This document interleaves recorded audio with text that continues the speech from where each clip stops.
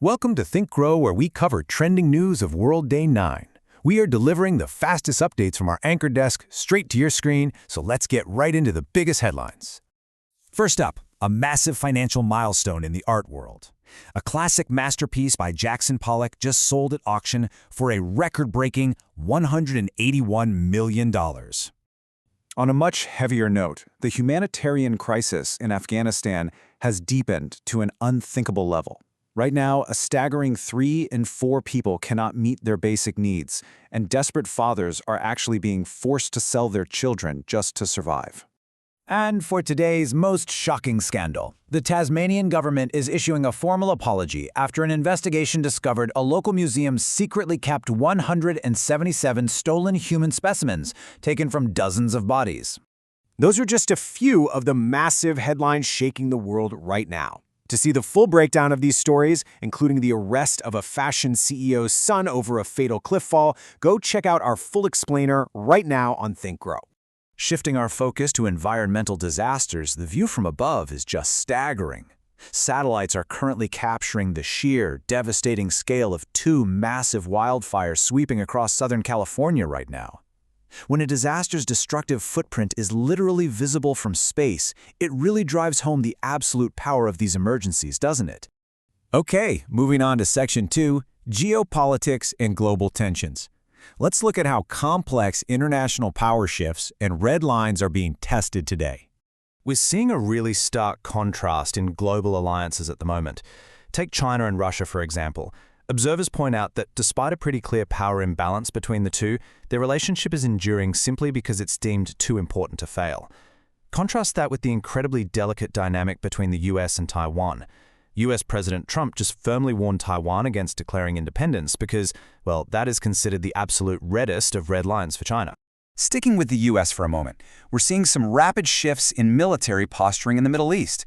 President Trump recently announced he halted a planned attack on Iran. The reason?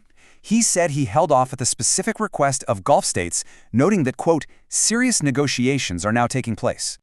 Meanwhile, diplomatic friction is sparking elsewhere too. Irish leaders are fiercely condemning an incident where Israeli forces boarded an aid flotilla. During this, 12 Irish citizens were detained, and that notably included Dr. Margaret Connolly, who is actually the sister of the Irish president. It's a pretty striking reminder of how quickly humanitarian efforts can spiral into complex diplomatic incidents. Let's transition into Section 3, Protests and Human Tragedies. We need to examine the real human cost of these global events. 75%, literally 3 in 4 people. That staggering number represents the proportion of people in Afghanistan today who just cannot meet their basic, everyday survival needs. The humanitarian crisis there has deepened to such a tragic level that some desperate fathers are actually being forced into the unthinkable choice of selling their own children just to survive. It is absolutely heartbreaking. Across the rest of the world, we're tracking intense unrest and some crazy near misses. In Bolivia, anti-government demonstrators and police have clashed violently as protesters demand the president's resignation. Over in Kenya, a massive transport strike over high fuel prices has thankfully been suspended while they talk things out. And in the US, a terrifying moment at an air show, a mid-air collision between 2 Navy fighter jets. Miraculously, all 4 crew members were able to eject safely. No way you'd expect everyone to walk away from that, but thankfully they did. And in a deep tragedy out of the U.S., we're remembering Amin Abdullah. He was a father of 8, a security guard, and he was tragically killed in a recent San Diego mosque shooting. Today, his community is hailing him as a hero, beautifully remembering him as a shining light. All right, let's shift gears a bit in Section 4, Culture, Arts, and Entertainment. We've got massive record breakers and some intense corporate drama. $181 million. Yep, that staggering number is the new reality for the art world. An all-time auction record was just set for abstract expressionist Jackson Pollock. His painting, Number 7A 1948, just became his most expensive artwork ever sold. That is just mind-blowing money. Over in music, Eurovision delivered the unforgettable highlights we all expect.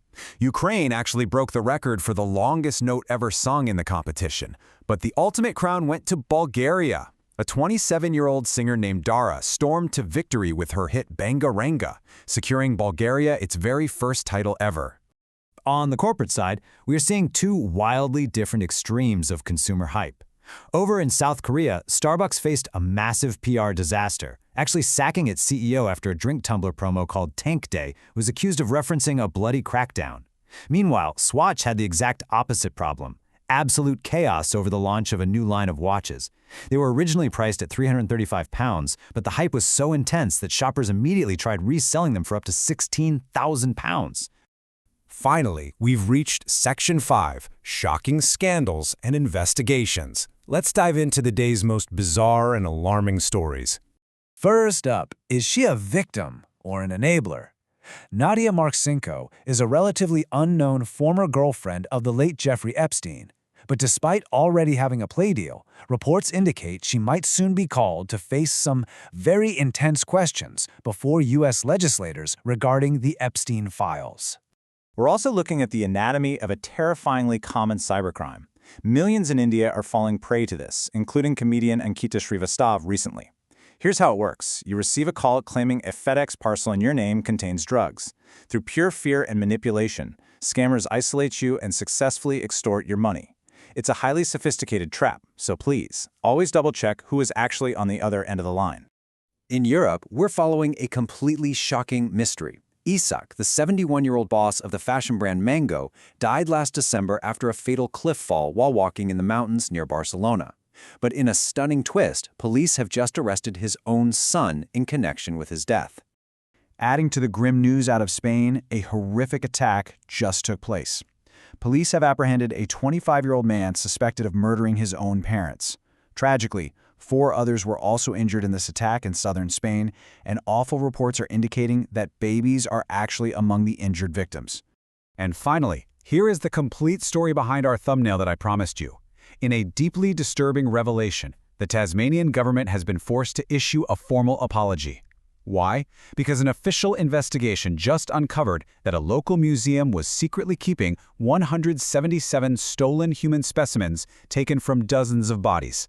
It is an absolute scandal of historical and ethical proportions. Just unbelievable. It's a really chilling revelation to end on, isn't it?